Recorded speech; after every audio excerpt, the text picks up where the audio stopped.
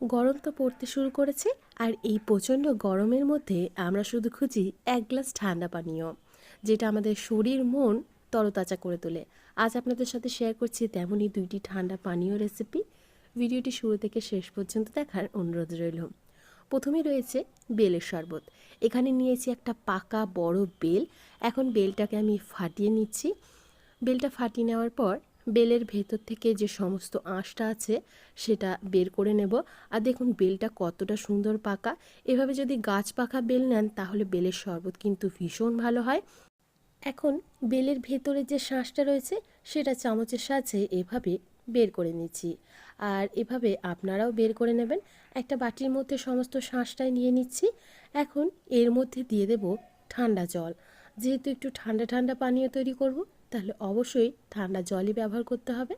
এখন হাত দিয়েই খুব ভালোভাবে চটকে নিতে হবে, কারণ এটা কাঁটা চামচ বা চামচ দিয়ে চটকানো যাবে না।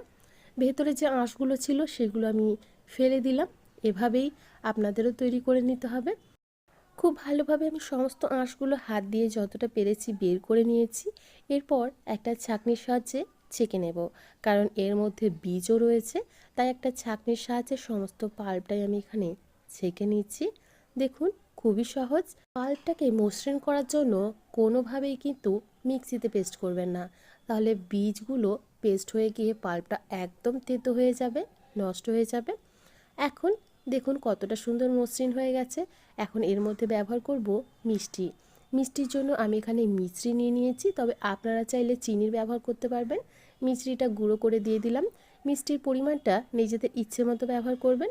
দিয়ে দিচ্ছি এখানে পরিমাণ অনুযায়ী বিট লবণ। এখন সমস্ত কিছু খুব ভালোভাবে মিশিয়ে নেব। এখন এর মধ্যে দিয়ে দিচ্ছি পরিমাণ অনুযায়ী জল। যতটা বেলের শরবত করবেন ঠিক ততটাই জল দেবেন। আমি এখানে 2 গ্লাসের মতোই তৈরি করব, তাই সেই পরিমাণেই জল ব্যবহার করছি। আমি এখানে ঠান্ডা জল ব্যবহার করেছি। আপনারা চাইলে এখানে আইস কিউবও ব্যবহার করতে পারবেন। এখন পরিবেশন করে নিচ্ছি। দুটো গ্লাসের মধ্যে নিয়ে নিচ্ছি। এটা যেমন মন ঠান্ডা করে, সেরকম কিন্তু পেটও ঠান্ডা করে। তাই অবশ্যই ট্রাই করে দেখবেন। আশা করি আপনাদেরও ভীষণ ভালো লাগবে। ওপর থেকে দিয়ে দিলাম একটু পুদিনা পাতা সাজানোর জন্য। ভিডিওটি আপনাদের কেমন লাগলো অবশ্যই জানাবেন। এরপর আপনাদের সাথে শেয়ার করছি আম পোড়া শরবত বা আম পানা রেসিপি। তো প্রথমেই আমি এখানে নিয়েছি দুটো কাঁচা আম। এখন কিন্তু বাজারে প্রচুর কাঁচা আম উঠে গেছে। আমি এখানে দুটো কাঁচা আম পুড়িয়ে নিচ্ছি। পোড়াতে খুব একটা বেশি সময় লাগে না। এভাবে একটা রুটি সেকনির সাহায্যে কিন্তু সহজেই পুড়িয়ে নিতে পারবেন। এরপর আমের জামা কাপড়গুলো খুলে নিচ্ছি, মানে খোসাটা ছাড়িয়ে নিচ্ছি। এখন সব আমের খোসাটা ছাড়িয়ে নেওয়ার পর আমের পাল্পটা আমি বের করে নেব।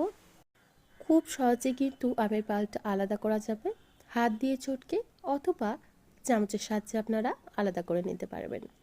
এখন এই আমের পাল্পটা নিয়ে নিচ্ছি একটা মিক্সিং জারের মধ্যে।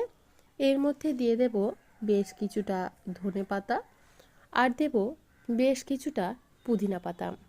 এই পুদিনা পাতাটা অবশ্যই ব্যবহার করবেন, তাহলে এটা কিন্তু খেতে ভীষণ টেস্টি হবে।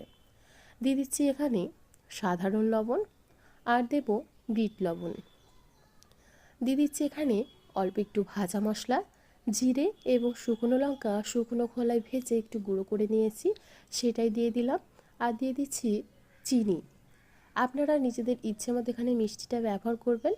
আমিও নিজের ইচ্ছে মতো এখানে মিষ্টিটা ব্যবহার করেছি। প্রায় 5 চামচের মতো চিনি আমি এখানে দিয়ে দিয়েছি। এখন দিয়ে দিলাম বেশ কিছুটা জল। খুব বেশি জল ব্যবহার করলাম না, অল্প একটু জল দিয়ে আমি সম্পূর্ণ ব্লেন্ড করে নিয়েছি। দেখুন একদম সম্পূর্ণ পেস্ট হয়ে গেছে। একটা কাচের কন্টেনারের মধ্যে ঢুকিয়ে রেখে দেব। বেশ কিছুদিন কিন্তু এটা স্টোর করা যায়। তৈরি হয়ে গেল আমাদের আম পানা। এখন এখান থেকে বেশ কিছুটা পেস্ট নিয়ে আমি তৈরি করে নিচ্ছি শরবত। এখান থেকে বেশ কিছুটা পেস্ট আমি গ্লাসের মধ্যে দিয়ে দিলাম। এরপর ওপর থেকে ঠান্ডা জল দিয়ে দিলেই কিন্তু তৈরি হয়ে যাবে আমাদের আম পোড়া শরবত বা আম পানা। খেতে কিন্তু অনবদ্য লাগবে। একবার অবশ্যই ট্রাই করে দেখবেন, ভীষণই সুস্বাদু হয়, যা শরীর মন দুটোই ঠান্ডা করবে। ভিডিওটি কেমন লাগলো অবশ্যই কমেন্ট করে জানাবেন। ভালো লেগে থাকলে লাইক করার অনুরোধ রইল এবং আমার চ্যানেলে নতুন বন্ধু হয়ে থাকলে চ্যানেলটিকে সাবস্ক্রাইব করে আমার পাশে থাকার অনুরোধ রইল। ভালো থাকবেন, সুস্থ থাকবেন।